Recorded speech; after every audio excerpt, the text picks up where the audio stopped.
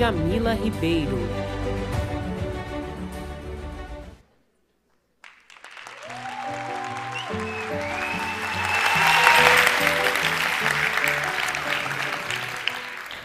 Bom, eu escolhi o tema, para falar sobre o medo, o perigo do silêncio.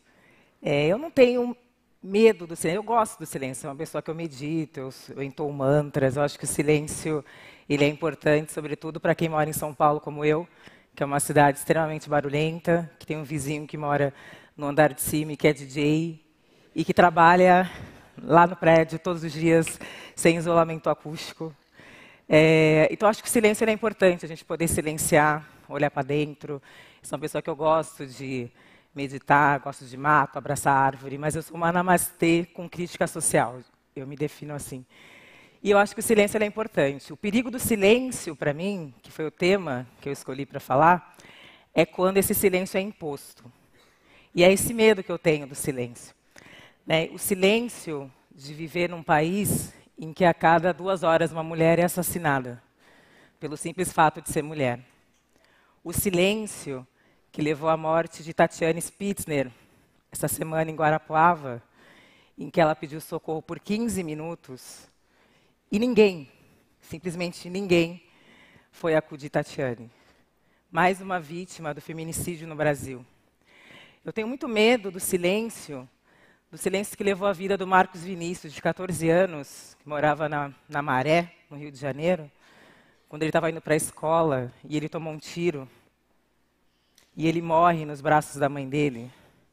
Eu tenho medo do silêncio que faz com que a gente não se indigne com a morte de tantos Marcos Vinícius nesse país, em que a cada 23 minutos um jovem negro é assassinado. Eu tenho muito medo desse silêncio que faz com que a gente não reflita ou diga, mas o que eu tenho a ver com isso? Isso não é problema meu. Nos nossos condomínios, cada vez mais fechados, achando que esses problemas são problemas da sociedade e não problemas nossos, porque a gente não se sente parte ou acha que vive num mundo distante da realidade de milhares e milhares de pessoas que são silenciadas todos os dias por conta de um país extremamente desigual. E quando eu falo silêncio, eu não estou falando só o silêncio no sentido do ato de falar, no sentido que são várias existências que estão sendo silenciadas sistematicamente no nosso país. A Cláudia Ferreira da Silva, ela foi assassinada quando ela tinha a minha idade, eu tenho 38 anos. A Cláudia também tinha 38 anos quando ela foi assassinada em 2014. Ela foi vítima de confronto da polícia no território onde ela morava, no Rio de Janeiro. E eu costumo dizer que a Cláudia ela foi assassinada 2 vezes, porque depois que ela foi assassinada, policiais no Rio de Janeiro colocaram o corpo dela dentro do porta-mala e tocaram, dirigiam em alta velocidade. E o corpo da Cláudia, ele cai e ele vai sendo arrastado, sem que os policiais percebam.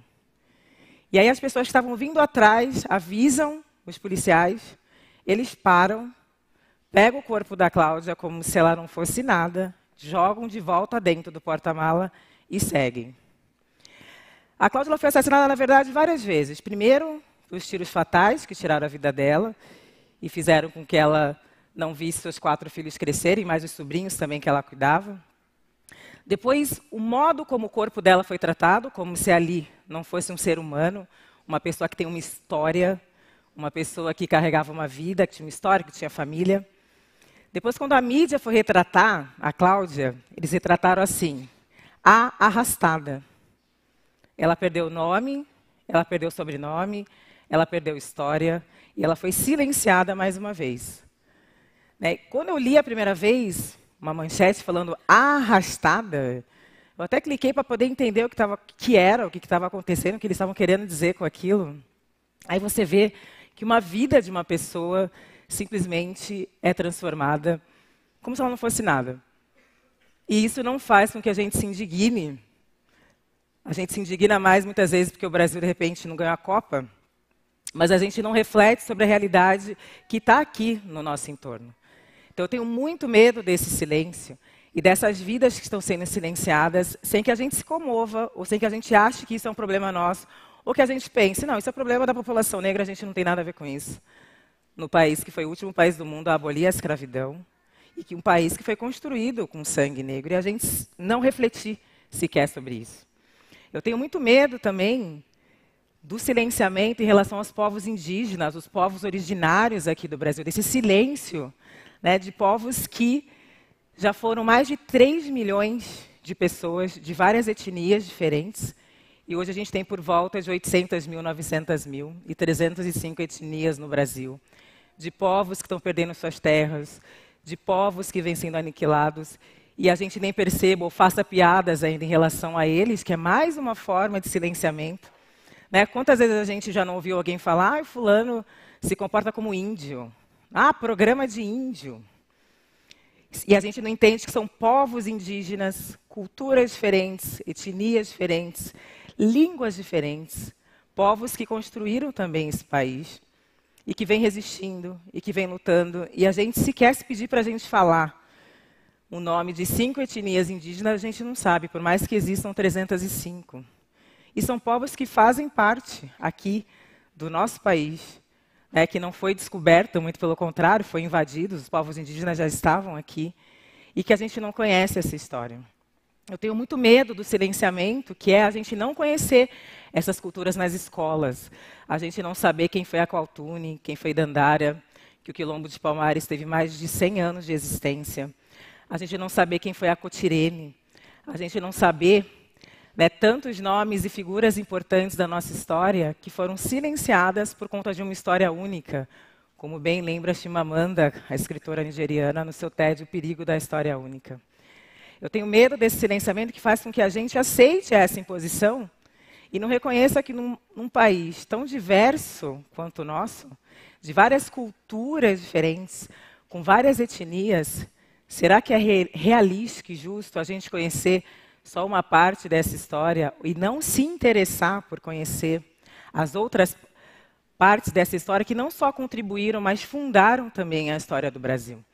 Então, acho que o silêncio é algo que a gente precisa refletir sobre, porque a ausência, ela também é ideologia. A imposição do silêncio não é porque a gente não vê que não existe. O que tem por trás daquilo?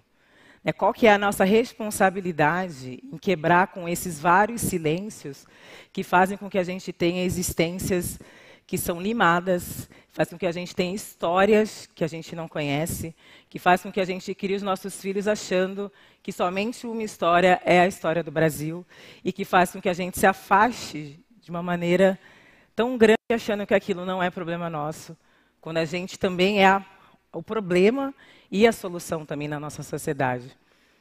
Então, eu convido todos e todas aqui, acho que essa fala breve, né, porque meu tempo está acabando, para a gente refletir sobre como muitas vezes a gente colabora com certos silêncios, como muitas vezes a gente colabora com esses silêncios tratando lutas que são tão importantes, como a luta antirracista, a luta contra o machismo como mimimi, ou como uma coisa chata. A gente fala, se é chato só falar sobre isso, imagina viver isso todos os dias.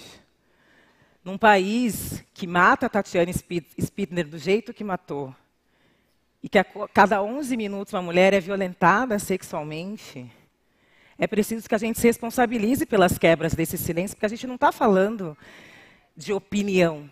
Eu brinco que opinião é a gente achar o Corinthians melhor do que o Palmeiras. Eu, como corintiana, vou achar o Corinthians melhor do que o Palmeiras sempre, por mais que o Corinthians perca ou deixe de ganhar os campeonatos. Mas eu achar que o Corinthians é melhor do que o Palmeiras não influencia na vida de ninguém, não tem peso nenhum na vida de ninguém. Agora, eu dizer ou silenciar em relação a temas, por exemplo, como violência contra a mulher, como racismo, num país que a gente tem as estatísticas, porque isso que eu estou falando não é opinião, são estatísticas em relação a esses grupos, eu estou sendo, no mínimo, leviana e, no máximo, colaborando com isso. Porque quando eu emito opiniões sobre assuntos tão sérios, quando eu poderia buscar informação sobre isso, eu posso não apertar o gatilho, mas eu estou ignorando e pulando aquele corpo que está no chão.